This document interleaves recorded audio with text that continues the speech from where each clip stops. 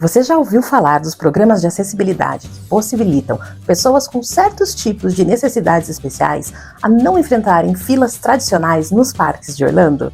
Hoje eu vou te explicar tudo sobre os 3 tipos de programas de acessibilidade nas filas dos parques de Universal Orlando. Como funciona cada programa? Quem tem direito? O que você precisa fazer para solicitar e as mudanças que aconteceram no final de 2025.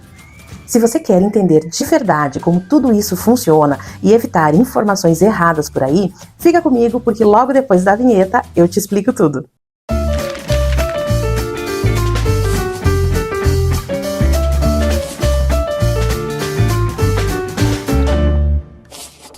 Olá, viajantes! Eu sou a Amanda, da Viajando com Magia Turismo, apaixonada por transformar sonhos em experiências reais em Orlando, nos Estados Unidos, e Paris, na França, 2 destinos onde a magia realmente acontece. Aqui também somos especialistas em viagens com PCD e neurodivergentes, porque acreditamos que todo mundo pode e merece viver momentos inesquecíveis, independente da sua condição. Aqui no canal eu compartilho dicas, novidades e muita informação para te ajudar a viver experiências inesquecíveis. Hoje eu vou falar especificamente sobre os programas de acessibilidade nas filas de Universal Orlando, porque teve mudanças recentes e essas mudanças estão dando o que falar. Atualmente, a Universal oferece 3 programas de acessibilidade nas filas para visitantes com necessidades especiais. São eles o AAP, o GAP e o Return to Queue. O AAP, que é o Attraction Assistance Pass, é a principal opção da Universal para visitantes que não podem esperar em fila convencional. Ele fornece à sua família um horário de retorno para que vocês possam aguardar fora da fila normal e quando chegar esse horário de retorno, vocês entrarão pela fila rápida. O GAP, Guest Assistance Pass, é um benefício mais especializado para visitantes cujas necessidades não são totalmente atendidas pelo AAP padrão. O GAP oferece acesso mais imediato às atrações através da concessão do Express Pass Unlimited. Mas já adianto que o GAP é bem difícil de ser concedido. Se o solicitante realmente tem alguma dificuldade mais séria, leve a documentação necessária, seja específico sobre os gatilhos e limitações e esteja preparado para defender a necessidade de quem precisa do benefício. Sobre o GAP, eu nem vou me aprofundar nesse vídeo, pois se caso ele seja o benefício concedido a você, não tem muito segredo. Cada membro do grupo, limitado a 5 acompanhantes, receberá um cartão do Express Pass Unlimited para todos os dias de ingresso. A partir daí, é só entrar direto na fila rápida de cada atração. Simples assim. Agora vem a polêmica, Return to Queue, que é o retorno à fila. Desde dezembro de 2025, a Universal começou a oferecer o Return to Queue como opção padrão para muitos visitantes, ao invés do tradicional AAP, que tem os horários de retornos virtuais. E é aqui que começou o problema que eu vou explicar um pouquinho mais adiante. Então, nós acabamos de conhecer os 3 benefícios que você poderá receber dependendo da sua situação, que será analisada pontualmente, caso a caso. Com as mudanças no final de 2025, a Universal reformulou o AAP e começou a implementar o novo sistema digital para os agendamentos das filas. Agora, esses agendamentos de retorno para quem recebe este benefício são feitos direto pelo aplicativo oficial de Universal Orlando Resort. Essa é uma ótima notícia, porque antes era tudo na base desse papelzinho aqui, bem arcaico mesmo, parecia coisa de anos 90, mas agora ficou ótimo. Mas sempre tem um mas, né? Porque nem tudo são flores. Junto com o sistema digital, vieram mudanças nas regras e principalmente nos critérios de concessão do AAP. E é aqui, na minha opinião, que eles pecaram, e pecaram muito. Mas Amanda, você não falou bem sobre o AAP em outro vídeo? Sim, eu falei, e falei porque antes existia um critério mais claro e era muito bem organizado, mesmo sendo arcaico com o sistema de papelzinho. O problema aqui não está na informatização do sistema, e sim nos critérios. Agora, ao que tudo indica, o critério parece ser conforme a cara do freguês, uma vez que eles não explicam. Então é isso que fica aparecendo para o visitante. Com certeza deve haver um critério interno, mas eles não falam e eu não acho legal não ter essa transparência, por isso a minha crítica. Não existe até o momento nenhuma informação oficial deixando claro quem tem o direito. Nada nos canais da Universal explica objetivamente os critérios atuais. E essa é uma viagem onde tudo deve ser muito bem planejado. E simplesmente chegar lá sem saber se tem o direito ou não bagunça bastante o planejamento do visitante. Eu vou dar um exemplo, falando especificamente de neurodivergentes. Entre janeiro e fevereiro deste ano, eu atendi 5 famílias com crianças autistas, algumas com grau de suporte 2 e outras 3. Nenhuma teve o AAP concedido. Foi concedido a elas o famigerado Return to Kill, que já chegarei nele. E não estamos falando só da negativa para limitações cognitivas, mas também algumas condições físicas sérias, situações que até dezembro de 2025 eram concedidas sem dificuldade. E só pontuando aqui, como eu comentei no início do vídeo, a minha agência ela é especializada em atender pessoas com necessidades especiais.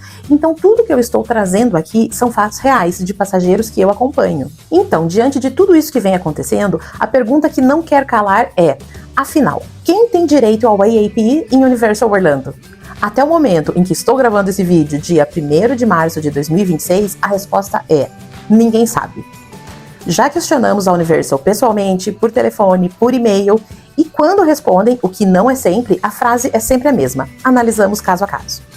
Sempre esteve claro nos canais oficiais deles que dificuldade de locomoção por si só não é motivo para ser aceito em um dos programas de acessibilidade, porque os parques são totalmente acessíveis, e nisso eu concordo plenamente, eles estão corretíssimos.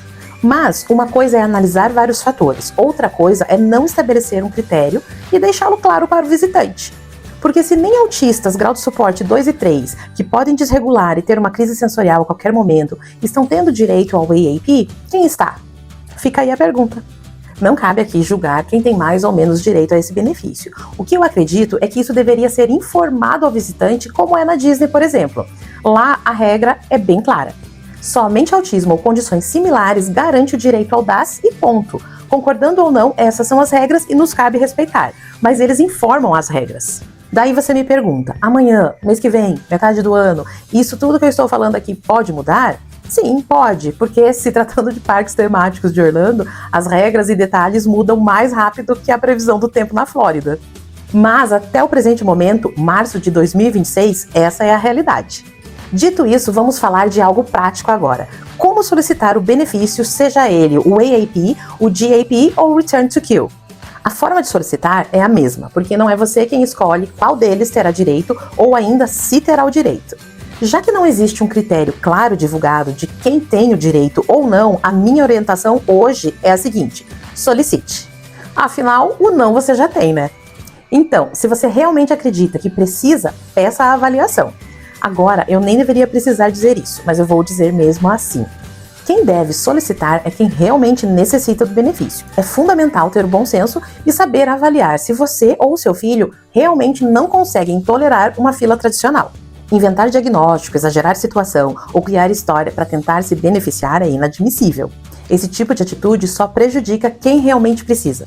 Então, responsabilidade e consciência sempre, porque a inclusão é coisa séria. Agora vamos lá, a primeira coisa a fazer, mesmo não sendo mais obrigatório, mas que eu recomendo fortemente, é solicitar o cartão de acessibilidade IAC, fornecido pelo IBCCES. Eu deixei o link dele aqui na descrição do vídeo. O processo é bem simples, você preenche os dados de quem será o beneficiário e faz o upload de um laudo que justifique por que a pessoa não pode permanecer por muito tempo em uma fila tradicional. Pode ser um laudo médico, escolar, de fisioterapeuta, psicólogo ou qualquer profissional que possa atestar a condição do solicitante. Esse laudo pode ser em português, mas se estiver em inglês é muito melhor. Durante o cadastro, você também vai selecionar quais parques participantes do programa IAC pretende visitar nos Estados Unidos. Importante, a Disney não faz parte do programa IAC. Em outro vídeo, inclusive, eu falo sobre o programa da Disney. Ao longo do preenchimento vai aparecer uma lista com alguns tipos de dificuldades físicas, sensoriais, cognitivas e motoras. Você pode marcar todas aquelas nas quais o solicitante realmente se encaixa. Depois de preencher tudo, a carteirinha IAC é gerada automaticamente. Imprima, plastifique e leve sempre com você aos parques. Agora, atenção, isso não é uma aprovação do benefício de Universal Orlando. Qualquer pessoa que finalize o cadastro recebe a carteirinha. Ela é apenas um documento que resume e demonstra a condição especial do solicitante. Terminado o preenchimento, você vai receber um e-mail dizendo que o seu cadastro no IBCCES foi aprovado. Mas repito, isso não tem nenhuma relação com a concessão do benefício, ok? O cadastro pode ser feito a partir de 30 dias antes da sua viagem e não é obrigatório já ter os ingressos da Universal comprados. A data de visita pedida no formulário pode ser uma data aproximada da sua viagem.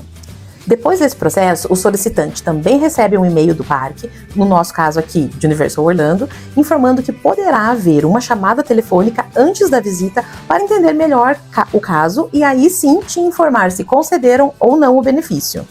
Essa ligação pode acontecer até 24 horas da data informada do cadastro no IBCCES. Ultimamente, essas chamadas têm acontecido apenas em inglês. Se você perder a ligação, não se preocupe, você pode ligar para lá, inclusive eu vou deixar o número do telefone aqui na descrição do vídeo, mas só lembre-se que essa é uma chamada internacional. Mas também pode conversar pessoalmente no Guest Service quando chegar ao parque, lá tem o guichê próprio para isso. Inclusive, no atual cenário, eu até recomendo fazer pessoalmente. Nada como explicar olhando no olho e poder argumentar e demonstrar as necessidades do solicitante. E se você não fala inglês, ter essa conversa pessoalmente é melhor ainda, porque você pode usar o Google Tradutor ali na hora com muito mais calma. Eles são muito atenciosos pessoalmente. Agora, considerando que você recebeu a ligação, então após conversarem rapidamente com você, eles irão te explicar se concederam ou não um dos benefícios, e se foi concedido, explicarão qual dos 3 irá utilizar. Ao chegar no parque, vá ao Guest Service, no guichê do IAC, apresente seus ingressos e a carteirinha, aí então te explicarão melhor sobre o benefício recebido e como deverá utilizá-lo. Mas se você não conseguiu conversar com eles por chamada telefônica com antecedência, tudo vai ser decidido ali no guichê do IAC, pessoalmente, no mesmo momento. Se você teve o AAP concedido, agora eu vou te mostrar rapidinho a utilização dele, que é muito simples, inclusive muito similar à utilização do DAS da Disney. Primeira coisa que você precisa saber é que você deve ter o aplicativo de Universal Orlando instalado em seu celular e com sua conta de usuário criada. O AAP vale exatamente pelo tempo do seu ingresso. Comprou o All Park Tickets de 14 dias, por exemplo? Então o seu AAP vai valer pelos mesmos 14 dias. Ele é ativado no Guest Service no primeiro dia de parque. Depois disso, pronto, não precisa mais solicitar de novo. E é nesse mesmo momento, lá no Guest Service, que a equipe vai vincular as pessoas do seu grupo ao beneficiário. Todos devem ter o aplicativo instalado, e na teoria até 5 pessoas têm o direito de acompanhar o beneficiário do AAP nas filas rápidas.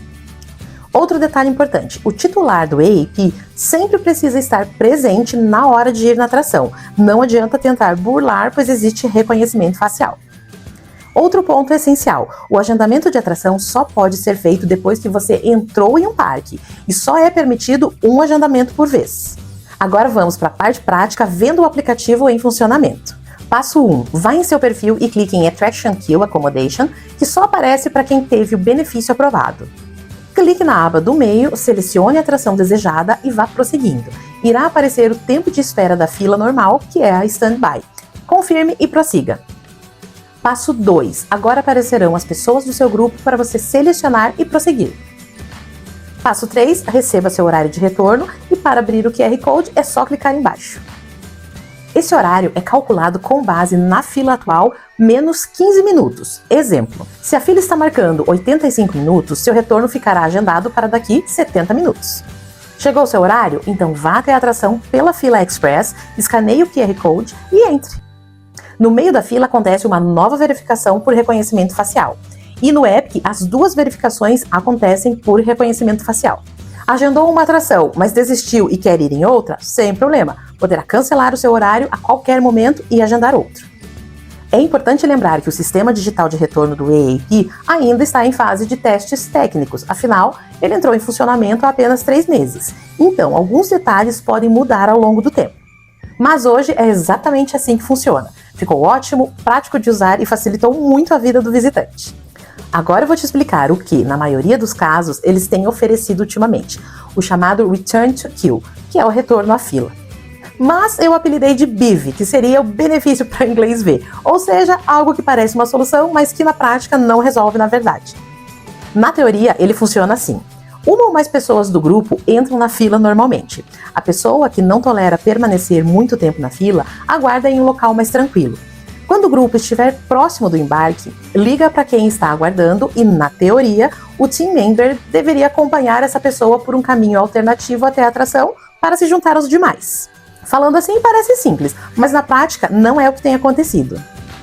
Todos os meus passageiros que tentaram utilizar esse modelo, mesmo após a orientação direta no Guest Service, enfrentaram dificuldades. Muitos team members simplesmente não sabiam como proceder. Alguns permitiam, outros diziam que guardar lugar na fila não era permitido. E aí a confusão estava instaurada.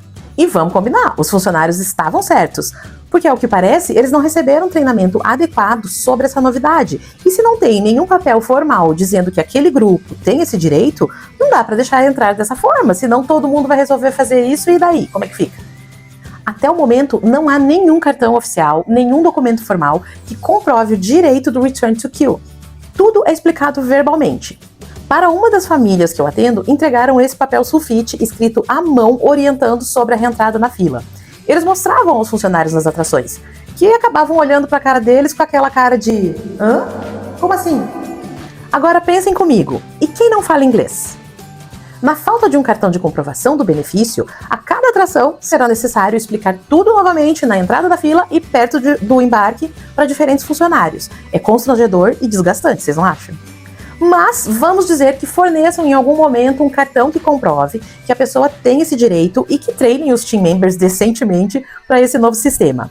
E as famílias monoparentais?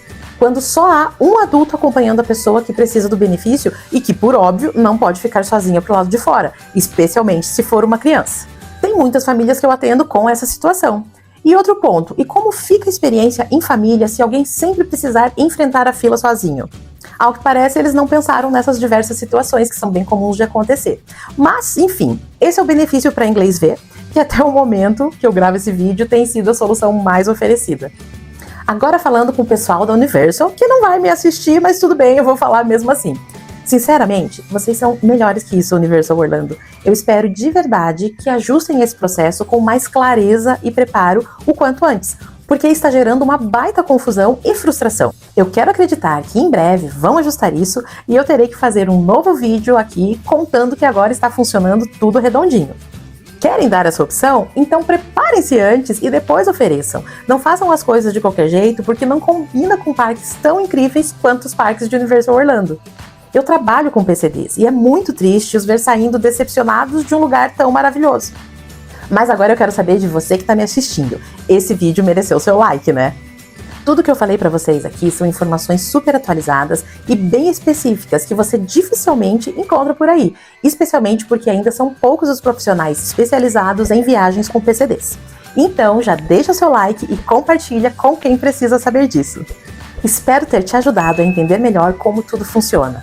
E se você ou alguém do seu grupo tem alguma necessidade especial, saiba que eu posso te orientar com muito mais do que coube nesse vídeo.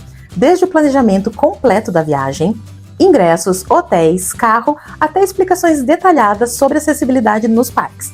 Uso de cadeira de rodas, limitações motoras, cognitivas ou sensoriais. Tudo com suporte próximo e personalizado na nossa assessoria de viagem e guiamento virtual. E não esqueça, a magia começa no jeito que você escolhe viajar. Até o próximo vídeo. Tchau!